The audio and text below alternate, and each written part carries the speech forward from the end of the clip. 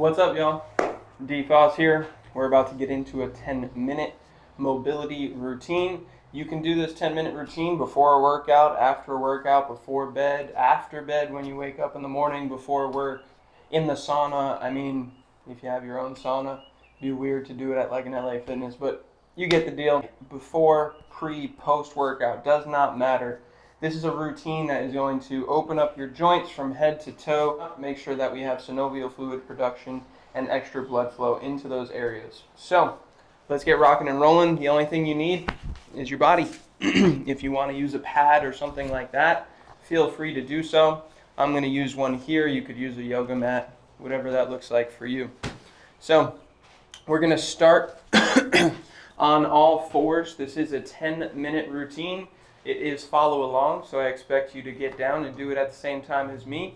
We'll start on all fours, we'll end up on our sides, and then we'll end on our back. It'll be really simple. The 10 minutes is about to start, so start your clocks, and let's get rocking and rolling. All right, so these first 30 seconds, we're going to go into cat and cow. You're rounding out. Inhale as you look up, drop your shoulder blades, arch your lower back. Exhale as you round your lower back, you tuck your tail, you separate your shoulder blades. Long exhales. And we're going to inhale back and forth here.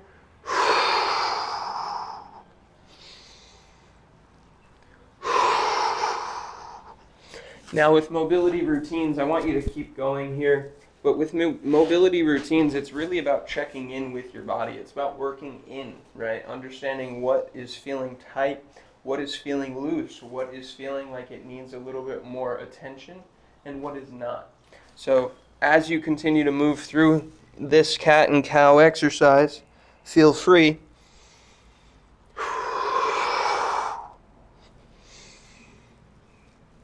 to just tune in with yourself.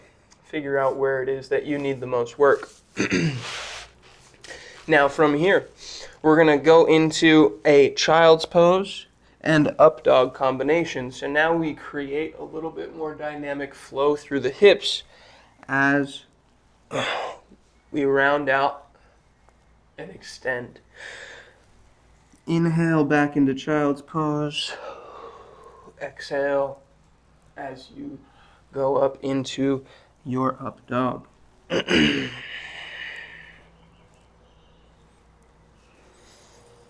Make sure to tuck your chin on child's pose. And make sure to look all the way up. Separate your chin from your sternum.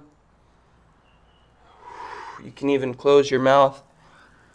Create a little underbite in that bottom jaw. Really extend through those scalene muscles.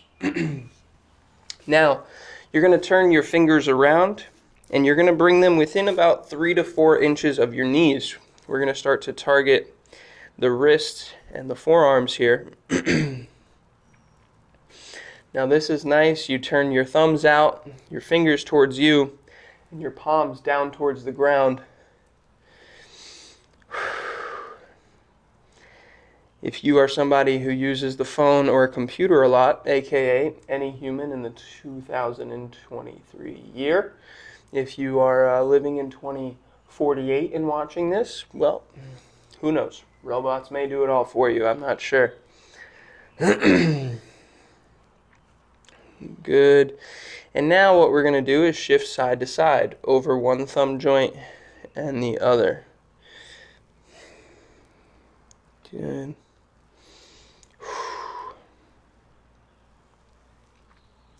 Now notice how nothing is timed, nothing is repped, because we are working in. Alright, the whole goal here is what you can do now is start to make little semicircles. So you go from the right thumb to the right knee, to the left knee, to the left thumb in your weight transition. This feels great. If it's a little too intense, just keep more of the weight forward.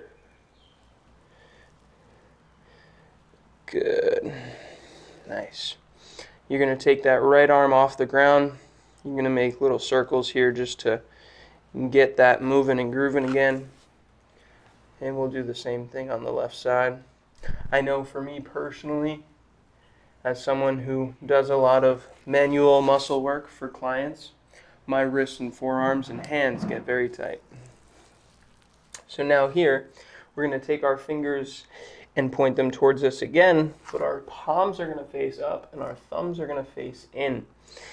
And now, if you can see, I'll turn back towards you. You're going to rotate through that shoulder joint, the glenohumeral joint, and you're going to face the inner portion of your elbows out towards you. So they face each other, and then they face away from you. So I'm facing my elbows in towards each other, the inside of the elbow, and then I'm turning it and facing it towards the camera.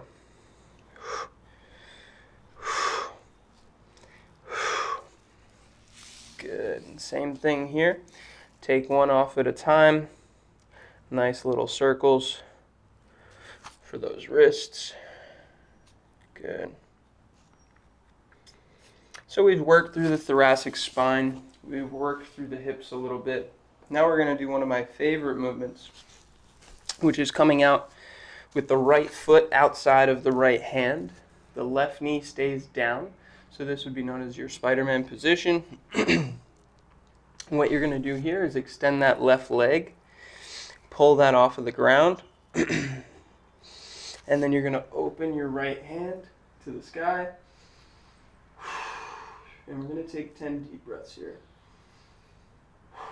The more you focus on squeezing that left glute and left quad, the more stretch you'll feel in the front of the left hip or the left hip flexor.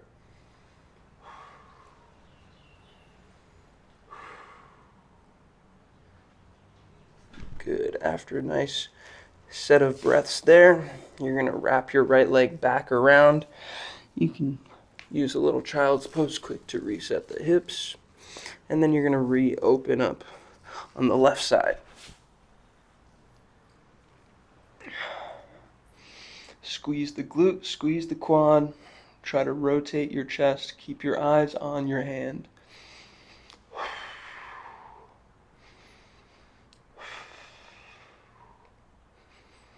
Focus on the breath. Push away from the ground with that arm that's still touching the ground.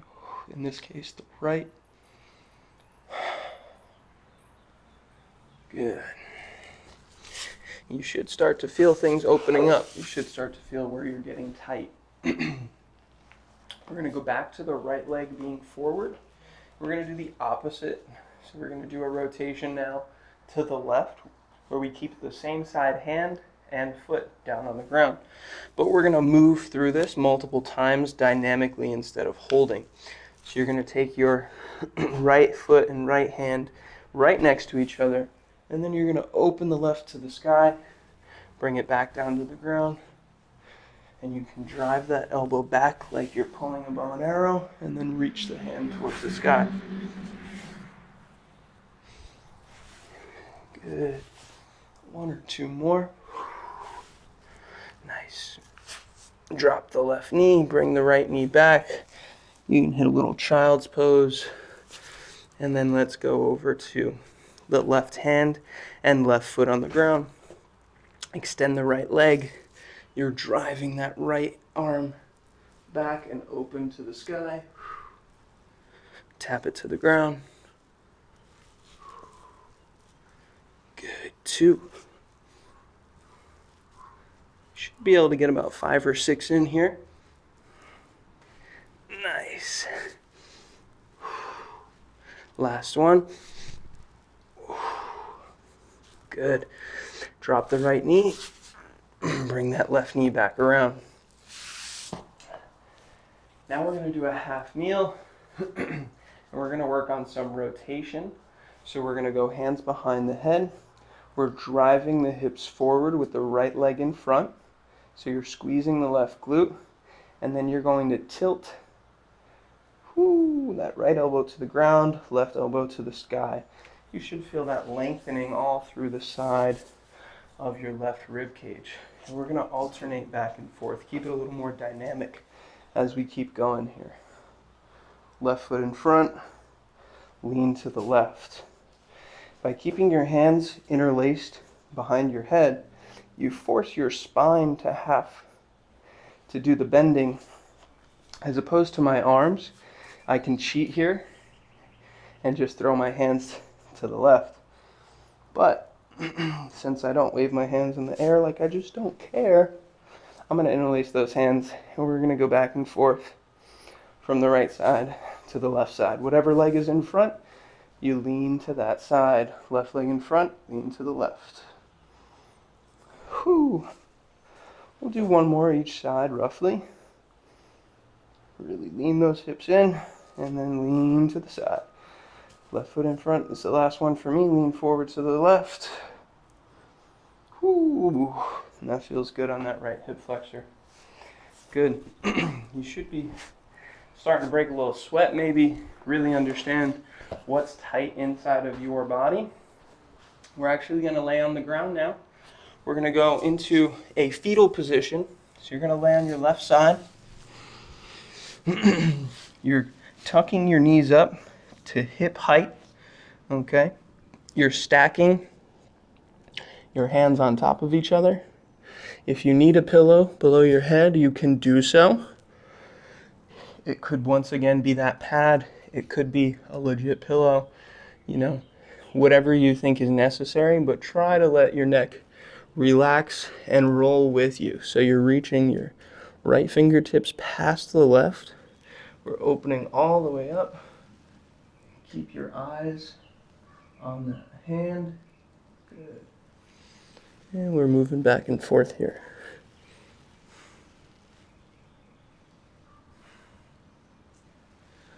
I like to inhale when I get into my most open and vulnerable position. Let the exhale melt me down to the floor a little bit more. And then rotate back. Open. Big inhale. Melt. And then exhale back. Nice. We're going to do one more.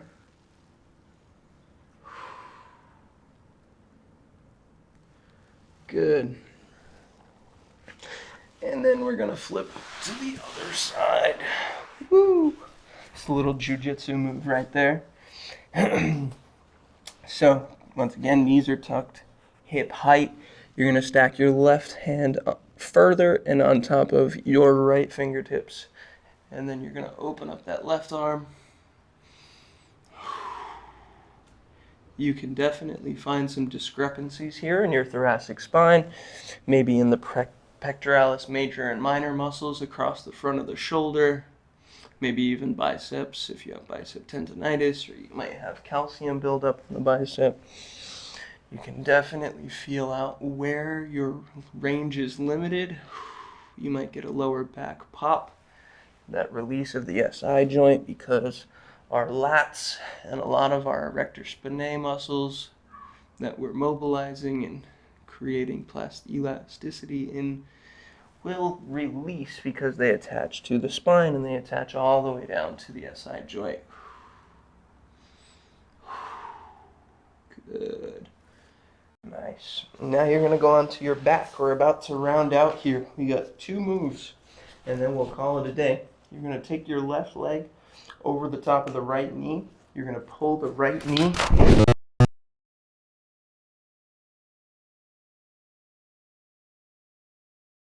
your left arm through the hole, and your right arm is grabbing around on the outside.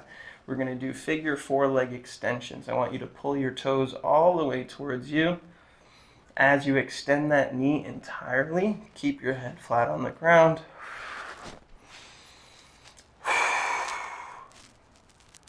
And on that 10th one, you're going to wiggle the ankle side to side. Good. You feel that calf opening up, that area behind the middle of the knee. And we'll switch to the other side. Grab with the right arm through the legs. You're grabbing the left around the outside of the left knee. You're extending that left leg. Pull the toes towards you so you get that added calf stretch. all the way around to the bottom of the foot. Nice.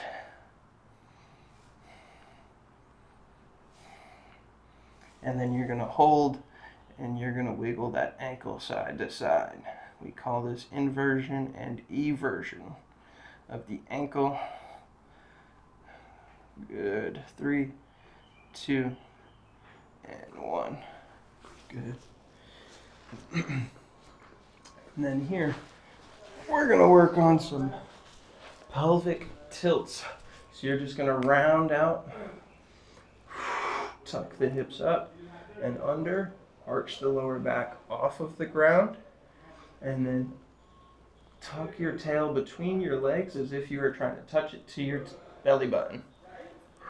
Tuck the tailbone once again underneath, between your legs, as if you were trying to touch your tail to your belly button. And then arch your back. We call that the Instagram pose, right? Where you're sticking your butt out and arching the lower back. Inhale when you arch, exhale when you tuck.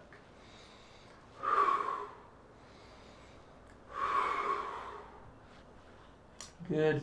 And then we're going to go arms out to the side, and you're just going to breathe. We're going to do about 15 to 30 seconds of breath, just in through the nose, out through the nose. Think 3 seconds in, 3 seconds out.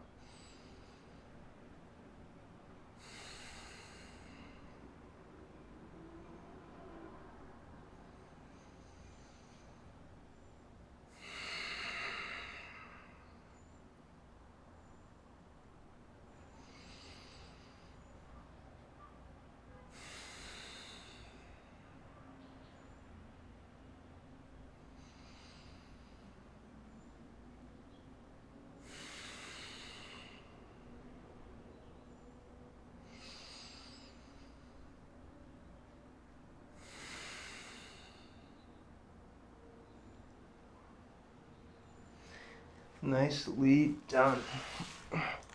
And relax. Now, if it's the morning, you should feel nice and calm. You should feel ready for your morning cup of joe, morning cup of coffee. If it's, maybe post dinner time, getting ready to wind down, you should feel ready to go take a shower, get into bed, and feel loose. And that's the idea. We want to keep blood flow as optimal as possible when we wake up, when we go to bed, pre-workout and post-workout. Post-workout, it's always good to end with a little breathing exercise like that because it gets your heart rate back down and it gets your central nervous system back into what we would call rest and digest. Not fight or flight, which is when we're working real hard, we're exasperating our breath. We want to get back to that calm state so that we don't, take someone honking at us on the road, maybe personally, and go rage on them, or anyone for that matter. So that's the whole idea. You should be ready for whatever the life is about to throw at you. I hope you enjoyed this workout. If you liked it, come back for more. Do it again. Share it with your friends. And make sure to subscribe to the monthly membership so you can get more workouts like this from me, not just for mobility and recovery, but also total body workouts, strength-wise, animal flow, and incorporating all of these different practical aspects of fitness that can be nauseatingly confusing when you're watching them on Instagram from this person to that person. That just tells you they have to do one thing or this thing. You're either right or you're wrong. I take a centralized approach where everything plays a part, so I hope you enjoy. Welcome to the Limitless Fitness fam, and come back for more. Peace.